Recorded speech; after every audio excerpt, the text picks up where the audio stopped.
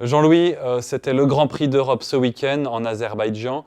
Rosberg qui renoue avec la victoire, qui a été en démonstration à Bakou et qui creuse l'écart à nouveau avec Hamilton. Oui, alors là-dedans, il y a deux parties. Il y a la partie Rosberg, qui effectivement avait conquis la pole position la veille.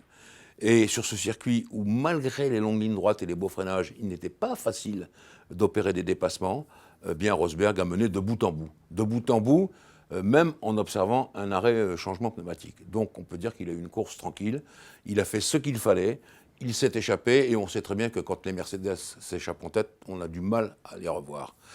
Pour ce qui concerne Hamilton, eh bien Hamilton, on ne peut pas dire qu'il ait eu de chance ou pas de chance. C'est lui qui a un peu écrit son destin, puisque quand on lui a demandé pourquoi il n'avait pas reconnu le circuit à pied, pourquoi il n'avait pas reconnu en vélo, pourquoi il avait fait assez peu de simulateurs, il a répondu qu'il n'aimait pas beaucoup le simulateur, ce qui est d'ailleurs pas tout à fait juste, et puis qu'il aimait bien découvrir le circuit au volant de sa F1, un matin, un dimanche matin quand il fait beau, comme quand on est dans un cabriolet. Sauf qu'il n'a pas assez reconnu, et qu'il a constellé sa séance de qualification de petites fautes, jusqu'au moment où il était dans le mur. Donc ça l'a mis en 10e position sur la grille de départ.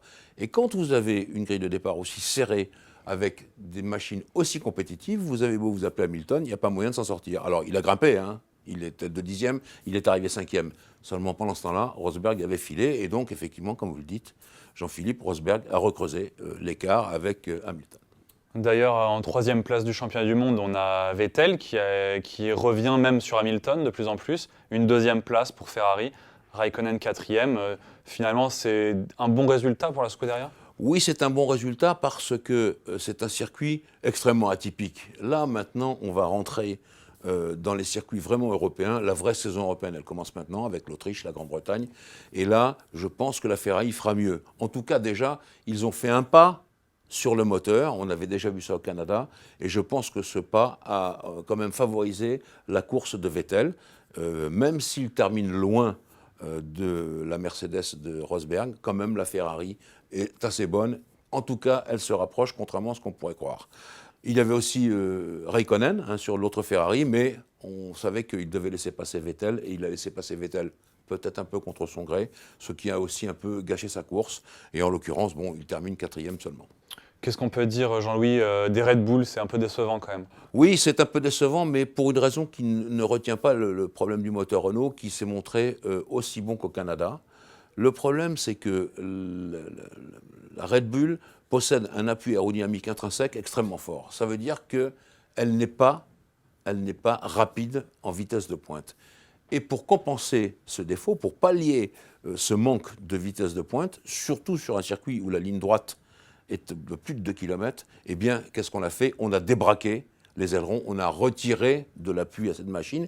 Et quand vous retirez de l'appui au Red Bull, malheureusement, elle commence à amorcer des glissades, à maltraiter ses pneus. Et comme l'a dit Ricciardo, au bout de 3 ou 4 tours, je n'avais plus de pneus à l'arrière. C'est ça le drame de Red Bull. Et en l'occurrence, on va maintenant, je pense, retrouver des Red Bull tels qu'on les connaît sur les circuits européens, je le répète, où là, il est quand même beaucoup question de tenue de route et d'adhérence. La petite surprise, c'est la 3e place de Pérez entre les deux Ferrari. C'est inattendu. Elle fait du bien d'abord parce que Pérez est un garçon que tout le monde de la Formule 1 apprécie. Elle fait également du bien à Force India parce qu'ils ont enfin mis la main sur ce qui les empêchait de bien figurer jusqu'à présent, c'est-à-dire aussi la vitesse de pointe. Il faut dire quand même que la Force India elle a le même moteur que Rosberg ou Hamilton. Donc c'est des machines qui marchent. Et puis, il y a un atout qui s'appelle Pérez, en ce sens que c'est le pilote qui prend le plus de précautions avec ses pneus, et qu'en l'occurrence avec les pneus Pirelli actuels qui sont quand même assez variables, eh bien à chaque fois il tire son épingle du jeu, et c'est tant mieux pour lui, il fait un 2e podium. Moi je suis très content pour le Mexicain.